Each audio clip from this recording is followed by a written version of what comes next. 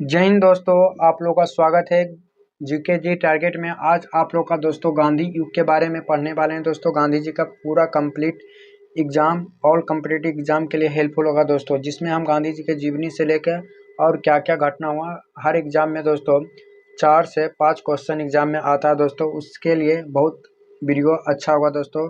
देखिए वीडियो शुरू करते हैं। इसमें दोस्तों हम गांधी जी के बारे में परिचय पढ़ने वाले हैं। पहले गांधी जी के बारे में परिचय पढ़ने वाले हैं। जीवन परिचय दोस्तों, जीवन परिचय पढ़ने वाले हैं। पहला है महात्मा गांधी जी का जन्म 2 अक्टूबर 1869 को गुजरात के प्रांत पोरबंदर नामक स्थान पर हुआ था। कहाँ पर? पोरबंदर नामक स्थान पर हुआ था। इनका वास्तविक नाम मोहनदास था दोस्तों। इनका वास्तविक नाम क्या था? मोहनदास था। इनका वास्तविक नाम मोहनदास। पूछेगा कि गांधी जी का जन्म 2 अक्टूबर 1869 को गुजरात के प्रांत के पोरबंदर नामक स्थान पर हुआ था। इसका वास्तविक नाम था दोस्तों मोहनदास थे। इनके वास्तविक नाम क्या था? मोहनदास थे दोस्तों। अगला इनके पिताजी का नाम करमचंद गांधी थे। इनके पिताजी का नाम करमचंद गांधी तथा माता का नाम पुतलीबाई था। माता का नाम पुतलीबाई था दोस्तों। माता का नाम क्या था? पुतलीबाई थी। 13 वर्ष की आयु में इनका विवाह कस्तूरबा से हुई थी दोस्तों। 13 वर्ष की आयु में इनका विवाह कस्तूरबा के साथ हुई थी। इनका विवाह किनके साथ था? कस्तूरबा के साथ हुई थी। अब देखिए दोस्तों महत्वपूर्ण घटनाएं हम पढ़ने वाले हैं। महत्वपूर्ण घटनाएं आप लोग को पढ़ाने वाले हैं। इसमें देखिए आप लोग को 1888 ईस्वी 1888 ईस्वी में दोस्तों क्या हुआ था? देखिए 1888 ईस्वी में पहला में कानून की शिक्षा प्राप्त करने के लिए ये इंग्लैंड गए हैं। कानून की शिक्षा प्राप्त करने के लिए कहाँ गए हैं? इंग्लैंड गए हैं। 1891 में इन्हें बैरिस्टर की डिग्री प्राप्त हुई। इसी वर्ष यह भारत आए थे। इसी वर्ष भारत आ गए थे 1891 में। इसके बाद इन्होंने राजकोट में वकालत प्रारंभ की थे दोस्तों। 1893 ईस्वी में क्या हुआ था? यह एक गुजराती व्यापारी दादा अब्दुल्ला के मुकदमे की पैरवी के लिए दक्षिण अफ्रीका गए थे। मतलब एक गुजराती व्यापारी दादा अब्दुल्ला के मुकदमे के पैरवी के लिए दक्षिण अफ्रीका गए हैं। कहाँ? दक्षिण अफ्रीका गए हैं। जब वे डरबन से प्रोटोरिया रेलवे कोच के प्रथम श्रेणी के डिब्बे में यात्री कर रहे थे तो पीटर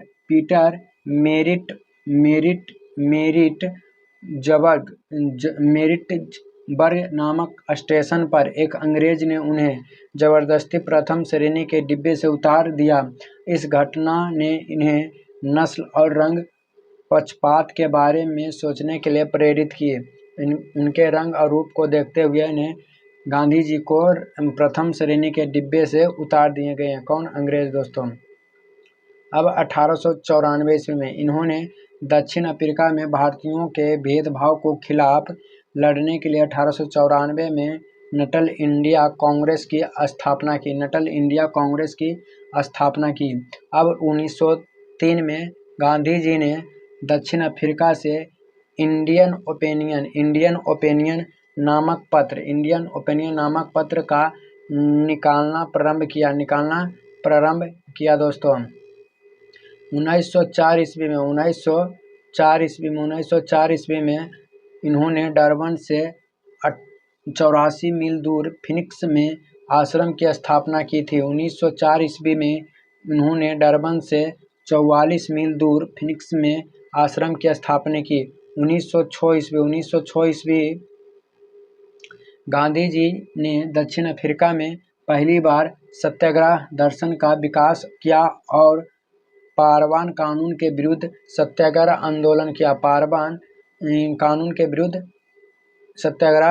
आंदोलन किया। 1908 ईस्वी में गांधी जी दक्षिण अफ्रीका में पहली बार जेल गए हैं। 1908 ईस्वी में गांधी जी दक्षिण अफ्रीका में पहली बार जेल गए हैं दोस्तों। पहली बार जेल चले गए हैं दक्षिण अफ्रीका में। 1909 ईस्वी में इंग्लैंड में दक्षिण अफ्रीका आते समय जल जहाज में उन्होंने हिंद स्वराज नामक पुस्तक गुजराती भाषा में लिखी। हिंद स्वराज पुस्तक जो लिखी गुजराती भाषा में कब? 1909 ईस्वी में। 1915 में क्या हुआ था दोस्तों? तब गांधी जी महात्मा गांधी जी 9 जनवरी 1915 को दक्षिण अफ्रीका से भारत लौटे। इस दिन को भारत में प्रतिवर्ष प्रवासी दिवस के रूप में मनाया जाता है। प्रवासी दिवस के रूप में मनाया जाता है। भारत लौटने के बाद भारत वापस आने के बाद उन्होंने भारत की पृष्ठभूमि और राजनीतिक स्थिति को समझने का प्रयास किया। इसी दौरान वे गोपाल कृष्ण गोखले से काफ़ी प्रभावित हुए और उन्हें अपना गुरु मान लिया और गोपाल कृष्ण गोखले को काफ़ी प्रभावित किया, उन्हें अपना गुरु मान लिए। गांधी जी अपना गुरु मान लिए दोस्तों। ये हैं शिष्य, ये हैं गुरु दोस्तों। अगला, आश्रम की स्थापना। अब आश्रम की स्थापना किस प्रकार हुआ था? तो दक्षिण अफ्रीका से भारत लौटने पर उन्होंने सबसे पहले गुजरात के अहमदाबाद में कोचरबा आश्रम स्थापित किया, लेकिन 2 साल बाद प्लेग के कारण उन्हें अपना आश्रम को साबरमती नदी के किनारे स्थानांतरित करना पड़ा। मतलब उन्हें प्लेग बीमारी के कारण उन्हें क्या किया? आश्रम को स्थापित किया दूसरा जगह दोस्तों 2 साल बाद।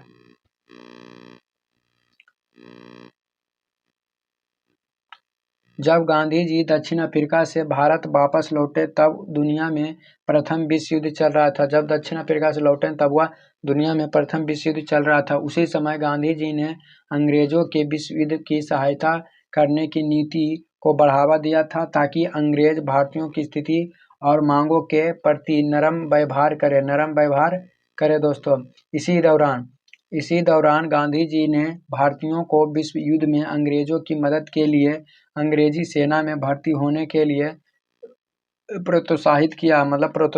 कौन? गांधी जी। इसे देखते हुए उसी समय भारतीयों ने गांधी जी को भर्ती करने वाले सर्जेंट के नाम से जाना जाता है। 1915 ईस्वी अंग्रेजों ने गांधी जी को केसर-ए-हिंद की उपाधि दी। 1915 ईस्वी में अंग्रेजों ने गांधी जी को केसर-ए-हिंद की उपाधि दी। इसके बदले में अंग्रेजों ने 1915 में गांधी जी को केसर-ए-हिंद की उपाधि दी। जब अंग्रेजों में युद्ध लड़ रहा था तो उनके सैनिकों को बनाने के लिए गांधी जी ने सभी को प्रेरित किए, इसीलिए अंग्रेज ने उन्हें उपाधि दिए थे दोस्तों। गांधी जी द्वारा भारत में किए गए आंदोलन। पहला आंदोलन था दोस्तों चंपारण आंदोलन 1917 में चंपारण बिहार में एक स्थानीय नेता राजकुमार शुक्ला गांधी जी से मिले और उन्हें चंपारण की स्थिति तथा वहां के प्रचलित तिनकठिया प्रणाली के बारे में जानकारी दी और गांधी जी से चंपारण चलने की आग्रह किया। दूसरा, 19वीं सदी में अंग्रेज बागान मालिक ने किसानों से यह करार कर लिया था कि वे अपने भूमि के 3/20 हिस्से में नील की खेती अवश्य करेंगे। इसी को तिनकठिया प्रणाली कहते हैं। मतलब 20 कट्ठा में 3 कट्ठा आप लोग को नील का खेती करना है। इसे तिनकठिया प्रणाली भी कहा जाता है। अब देखिए चंपारण सत्याग्रह का परिणाम क्या हुआ था, उसके बारे में देखते हैं। इस चंपारण सत्याग्रह का परिणाम यह निकला कि तिनकठिया प्रणाली को समाप्त कर दिया गया। साथ ही करों की भी 25% टैक्स कम कर दिया गया था। करों पर क्या 25% टैक्स किया गया था, कम कर दिया गया था। यही गांधी जी का प्रमुख आंदोलन में से एक था। यह चंपारण सत्याग्रह गांधी जी के भारत में प्रथम विजय साबित हुआ।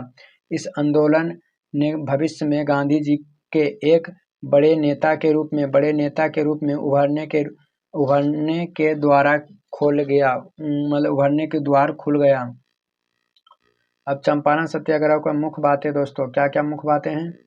तिनकठिया प्रणाली समाप्त कर दिया गया था। करों को 25% टैक्स कम किया। गांधी जी के प्रमुख आंदोलन में से एक था दोस्तों। भारत में भारत में गांधी जी के प्रथम विजय था। भविष्य में गांधी जी के बड़े नेता के रूप में उभरने का मार्ग खुला था। किससे? चंपारण सत्याग्रह से दोस्तों।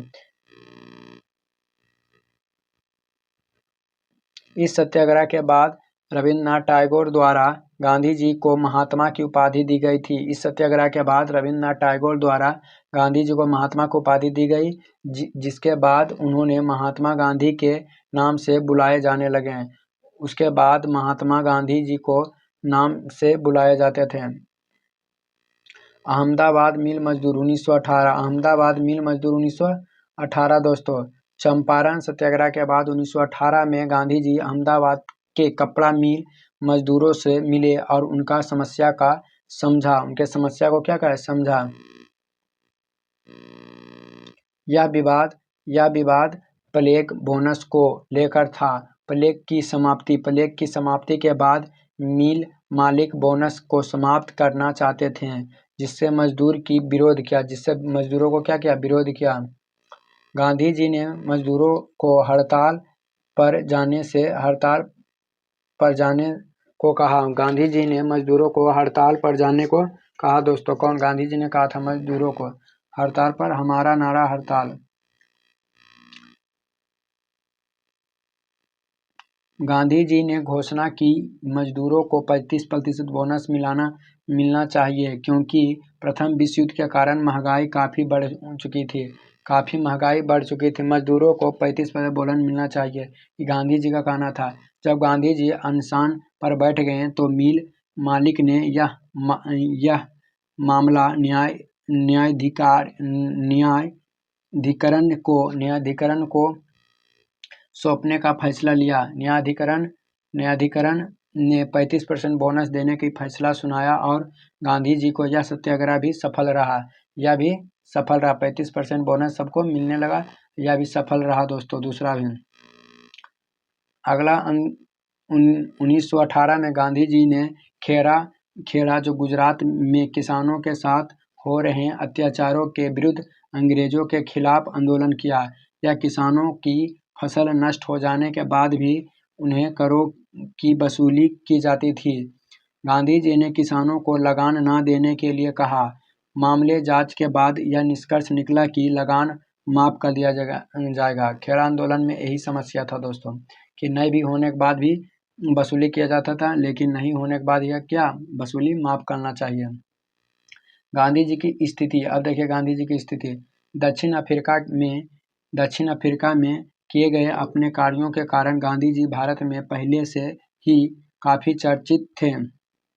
इन्हीं आंदोलन में सफलता पाने के बाद वे भारत में एक बड़े नेता के रूप में देखे जाने लगे थे। दक्षिण अफ्रीका भारत में एक बड़े नेता के रूप में देखे जाने लगे। अब रौलेट एक्ट क्या है? 1919 में। रौलेट एक्ट 1919 में। 1918 में प्रथम विश्व युद्ध की समाप्ति के बाद 1919 में अंग्रेज द्वारा भारत में रौलेट एक्ट लगाया गया था। गांधी जी और भारत के लोग उम्मीद कर रहे थे कि प्रथम विश्व युद्ध अंग्रेज की मदद करने के बदले अंग्रेज भारत के लिए कुछ कदम उठाएंगे, लेकिन ऐसा कुछ नहीं हुआ। इसे बिना अपील, बिना वकील, बिना दलील का कानून कहा जाता है। यह कानून अंग्रेज को बिना मुकदमे चलाए किसी को भी गिरफ्तार करने और लंबी अवधि तक कैद रखने के लिए अधिकार देता है।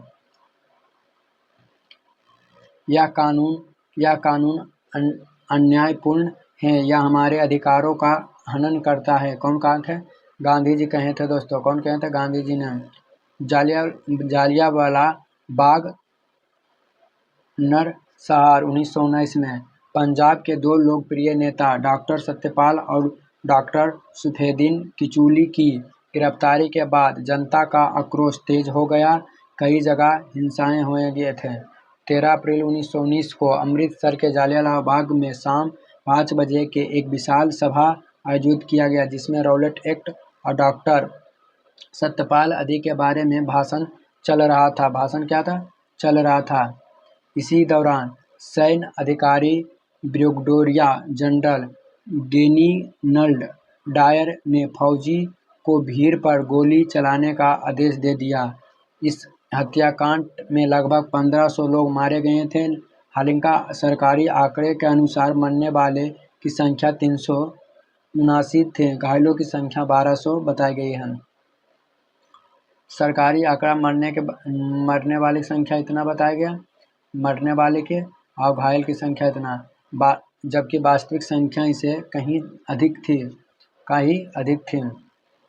जालियांवाला बाग हत्याकांड 1919 में हत्याकांड के समय पंजाब प्रांत का lieutenant governor Michael O'Dwyer था, जिसकी हत्या 1940 में उधम सिंह ने लंदन में की थी। माइकल ओ डायर था दोस्तों यह व्यक्ति, 1940 में हत्या उधम सिंह ने लंदन में किए थे। इसी के दौरान भारत का वायसराय लॉर्ड चेम्सफोर्ड 1916 से 1921 था। 1916 से 1921 लॉर्ड चेम्सफोर्ड 1916 से 21 में बना था।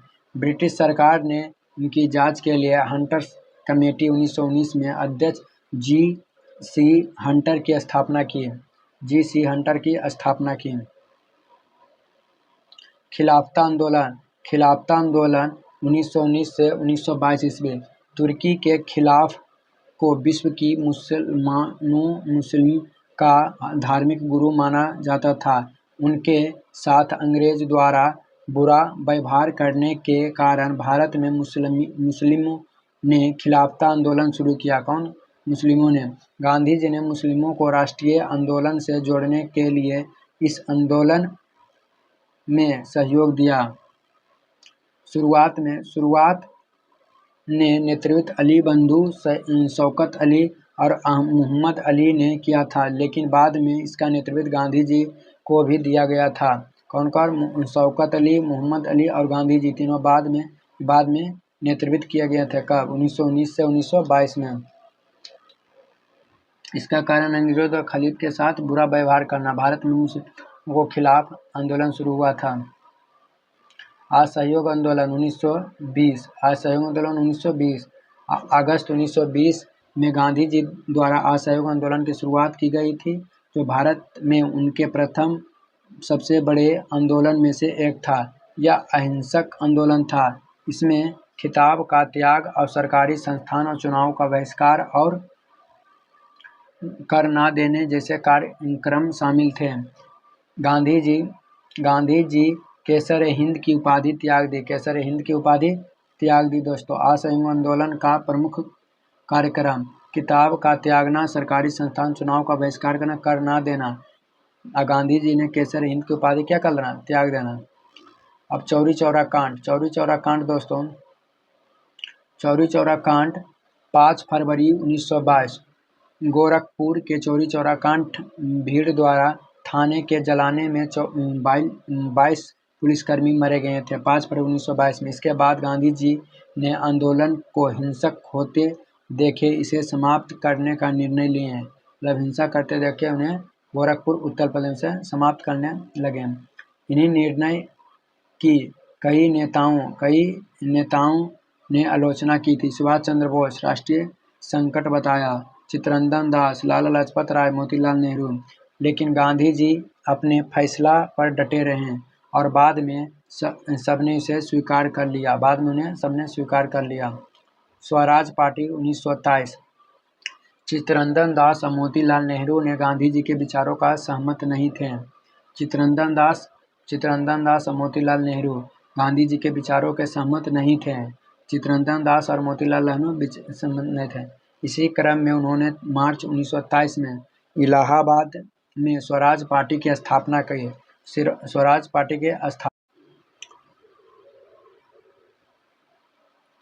पार्टी के उद्देश्य क्या है? विधान परिषद में प्रवेश करके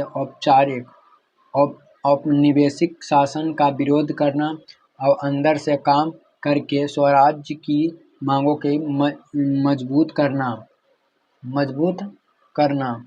साइमन कमीशन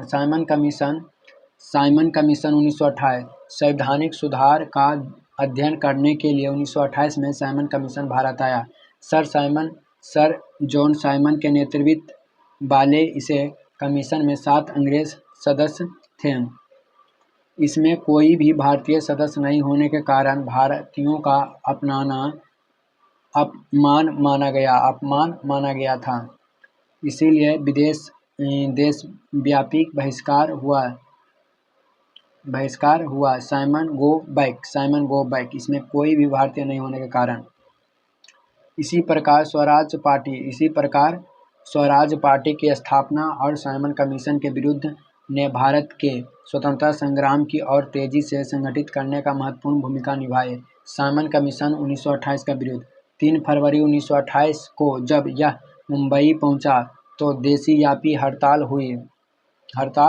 हुई। दिल्ली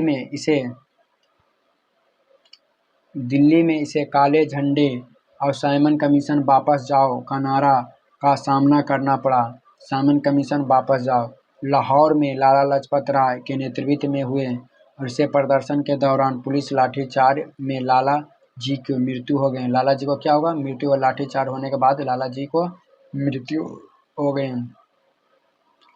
लाला जी के मृत्यु ने पूरे देश में आक्रोश की लहर पैदा कर दी। इसी घटना का स्वतंत्रता में से एक महत्वपूर्ण मोड़ साबित किया। लाला लाजपत राय 1865 में जन्म, 1928 में मृत्यु हो गए थे।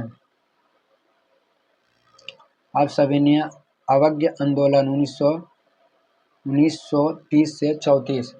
यह असहयोग आंदोलन के बाद गांधी जी का दूसरा बड़ा आंदोलन था। यह आंदोलन ब्रिटिश सरकार पर मांगों का स्वीकार करने का दबाव बनाने के लिए शुरू किया गया था। पहला चरण 1930 से 31 और दूसरा चरण 1932 से 34। सविनय अवज्ञा जिंदाबाद। आंदोलन का मुख्य उद्देश्य क्या था? आंदोलन का मुख्य उद्देश्य पहला था ब्रिटिश शासन के न्यायपूर्ण कानून का विरोध करना। दूसरा नमक कर का विरोध। यह दांडी मार्च इसका उदाहरण था। विदेशी वस्तुओं का बहिष्कार करना, करों का विरोध और नागरिकों अधिकार की मांग था। दोस्तों, यह आंदोलन शांतिपूर्ण और अहिंसक था, लेकिन इसने पूरे देश में स्वतंत्रता का अलख जगा दी।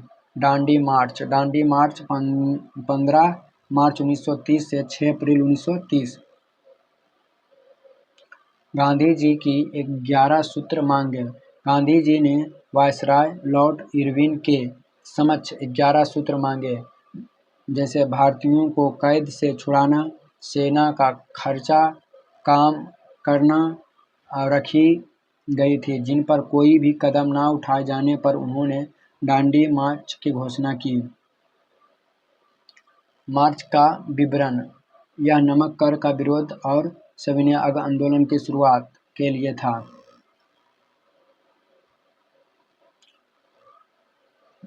यह 12 मार्च से शुरू होकर 6 अप्रैल 1930 तक साबरमती आश्रम से दांडी गुजरात तक चलाया गया था। इसमें गांधी जी ने 78 सहयोगी से भाग लिया।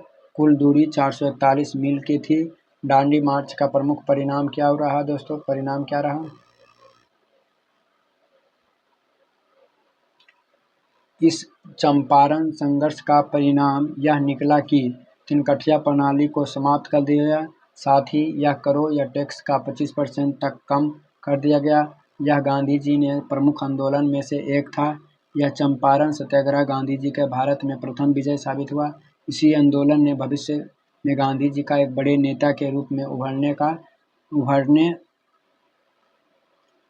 के द्वारा खोला गया था। इसी सत्याग्रह के बाद रविंद्रनाथ टैगोर ने गांधी जी को महात्मा की उपाधि दी गई, बाद में जिसके बाद में महात्मा गांधी के नाम से पुकारे गए थे। अब दांडी मार्च का प्रभाव। दांडी मार्च का प्रभाव क्या रहा? शुरुआत में 78 मतलब 78 सहयोगी थे, लेकिन दांडी पहुंचते पहुंचते संख्या लाखों में हो गई। कितना? लाखों लोग सहयोग में हो गए हैं। गांधी जी द्वारा नमक कानून का विरोध बहुत प्रभावशाली रहा, जिसकी तुलना सुभाष चंद्र बोस ने मुसोलिनी और नेपोलियन की यात्रा से भी की थी। नमक कानून का यह विरोध इतना प्रभावशाली था कि सुभाष चंद्र बोस ने इसकी तुलना मुसोलिनी और नेपोलियन की यात्रा में से किया गया था। गोलमेज सम्मेलन 1930 से 1932 तक ब्रिटेन में 3 गोलमेज सम्मेलन में आयोजित हुआ ताकि भारतीय दल का अपनी बात रख सके। प्रथम 1930, दूसरा 1931, तीसरा 1932। इन गोलमेज सम्मेलन का उद्देश्य भारतीय दलों की अपनी बातों रखने का अवसर देना था। गांधी जी की भागीदारी। गांधी जी ने केवल दूसरे गोलमेज सम्मेलन में भाग लिए। गांधी-इरविन समझौता 1931। सविनय आंदोलन के कारण लॉर्ड इरविन को उत्पन्न हुई समस्याओं को चलते थे। 5 मार्च 1931 को गांधी जी और लॉर्ड इरविन के बीच एक समझौता हुआ जिसे गांधी-इरविन समझौता कहा जाता है। पुनः पैक्ट समझौता 1932। यह समझौता गांधी जी और भीमराव अंबेडकर के बीच पुणे की यारवाद सेंट्रल जेल में हुआ था। भारत छोड़ो आंदोलन 1942। 1939 के द्वितीय विश्व युद्ध शुरू होने पर अंग्रेज भारतीयों को सेना में भर्ती करने का प्रयास कर रहे थे। प्रथम विश्व युद्ध के बाद अंग्रेज द्वारा दिए गए धोखा को देखते हुए भारतीयों अब अंग्रेज की मदद नहीं करना चाहते थे। Cripps mission. द्वितीय विश्व युद्ध के दौरान भारत आए क्रिप्स मिशन पूरी तरह असफल रहा। गांधी जी ने इसे पोस्ट डेटेड चेक, आगे की तारीख का चेक जिसका बैंक डूबने वाले कहा जाता है। भारत छोड़ो आंदोलन 1942। क्रिप्स मिशन विफल के बाद गांधी जी ने भारत छोड़ो आंदोलन का नारा 1942 में भारत छोड़ो आंदोलन के नारा दिए और अगस्त क्रांति भी कहा जाता है इसे। अगस्त भारत छोड़ो आंदोलन अंग्रेजों को कहा था कौन? गांधी जी ने। Operation zero power.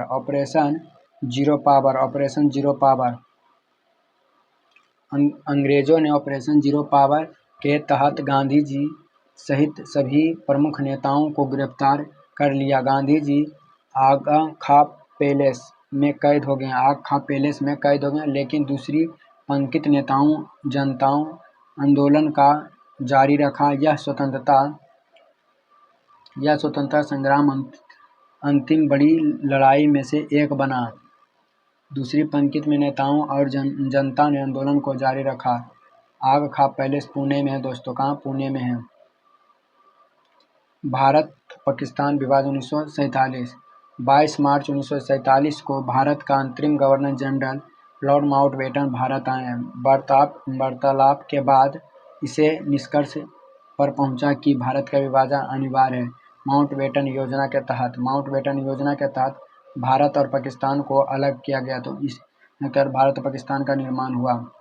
Mahatma Gandhi की मृत्यु। अब देखिए मृत्यु 30 जनवरी 1948 को बिंडला हाउस में शाम की प्रार्थना के दौरान नाथूराम गोडसे ने महात्मा गांधी जी को गोली मारकर हत्या कर लिया था। नाथूराम गोडसे ने महात्मा गांधी को। हे